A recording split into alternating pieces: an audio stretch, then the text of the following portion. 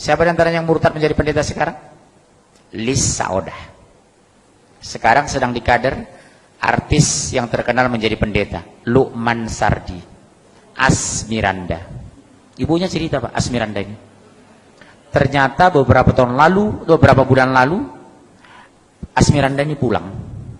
Disampaikan dia hanya diam dan menangis.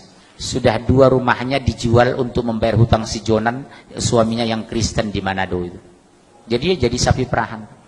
Udah saya pesan sebenarnya sama keluarganya. Tolong bujuk kembali ke Jakarta. Diam-diam saya datang, kita ruqyah. Insya Allah bisa. Sama dengan Asmiranda. Sudah saya bujuk keluarganya. Bu, bisa nggak dibujuk Asmiranda datang lagi ke Jakarta? Saya nanti bantu dia ruqyah. Termasuk Lukman Sardi itu. Bisa insya Allah Pak. Pertanyaan kan sederhana. Kenapa Anda masuk Kristen? Karena Yesus. Siapa Yesus dalam pandang Anda? Sebagai Tuhan. Tolong tunjukkan di Injil mana dalil Tuhan Yesus sebagai Tuhan. Saya bawa Injil aja. Ini saya punya Injil. Silakan baca. Tidak ada satupun pernah Yesus mengaku sebagai Tuhan. Tidak pernah Yesus minta disembah sebagai Tuhan. Bunda Maria yang terdekat kepadanya tidak pernah menyembahnya. Terus mana landasan Anda menyembah Yesus? Bapak punya doktrin ini loh sama anak. Bapak tahu perumahan Bougainville ini? Salah satu anak jamaahnya pengurus masjid murtad itu.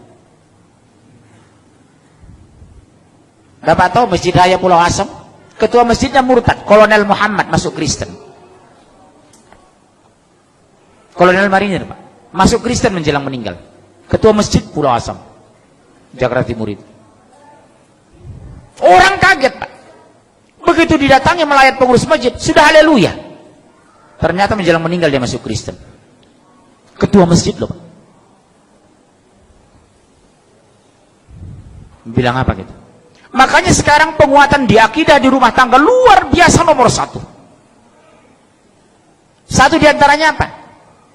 Dekatkan anak kepada Al-Quran. Enjoykan anak dengan Islam. Gembirakan anak ke masjid. Jadikan masjid pusat pembinaan anak Islam. Sekarang maaf.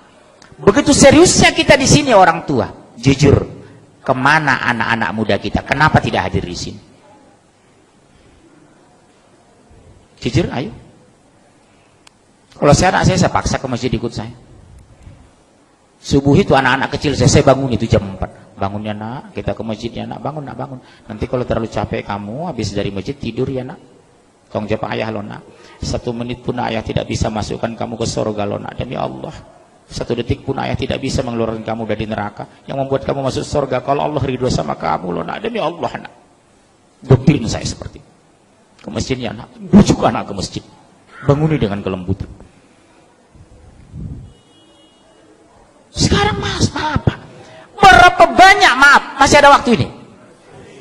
Demi Allah Bu, berapa banyak kita bangga nak kita pintar matematika tapi tidak bisa baca Al-Quran.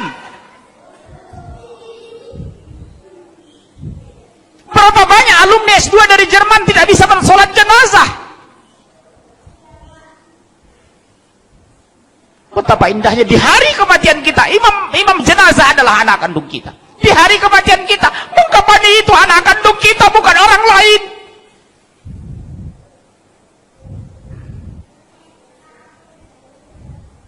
Saya pergoki Pak, demi Allah, jamaah saya 9 sekeluarga, semua orang kaya. 5 laki-laki, 4 perempuan. Di hari kematiannya sibuk nelpon saya. Tolong Ustaz carikan yang memandikan ibu kami. Subhanallah. Betapa sakitnya hati seorang ayah. Di hari kematiannya anak menjadi penonton. Betapa indahnya hati seorang ayah. Di hari kematiannya membuka busananya anak kandungnya, memandikan anak kandungnya, imam jenazah anak kandungnya. Makanya kata Rasulullah, orang yang paling berhak terhadap jenazah adalah ahli warisnya, saudara senasabnya. Sab pertama anak dan mantu kita. Sab kedua saudara sepupu kita. Sab ketiga tetangga kita. Sab keempat teman kerja. Jangan kita merapat ke depan yang bukan hubungan darah dengan jenazah. Makanya saya kalau masuk jenazah ke masjid, Pak mau jadi imam? No. Ada anak kandung nggak? Maaf ya Pak, nggak ada. Saudara kandung ada nggak? Sepupunya nggak? Dia lebih berkewajiban dari saya Pak. Bukan saya nggak mau jadi imam jenazah.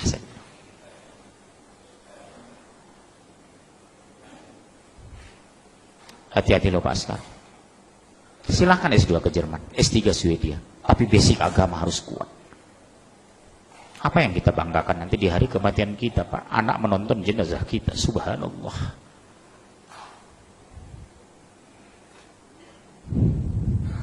Di dunia saja sudah dipermalukan, apalagi di akhirat.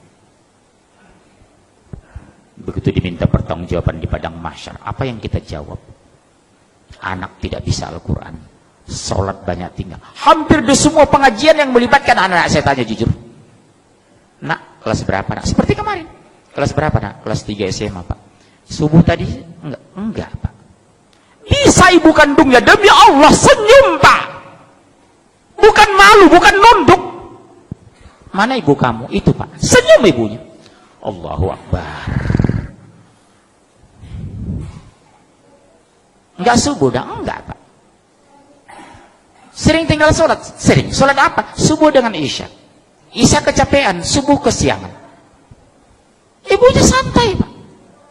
Maaf ya Pak, demi Allah, demi Allah. Tolong kita koreksi istri kita di rumah pulang nanti, tolong kita koreksi. Bagaimana Allah membela kita? Allah biarkan akidah terluntar. Tauhid belum lurus, baca Al-Quran nggak bisa, sholat tidak tepat waktu. Mau bagaimana Allah mau menjaga kita? Makanya ittaqullah haqqa tuqatih.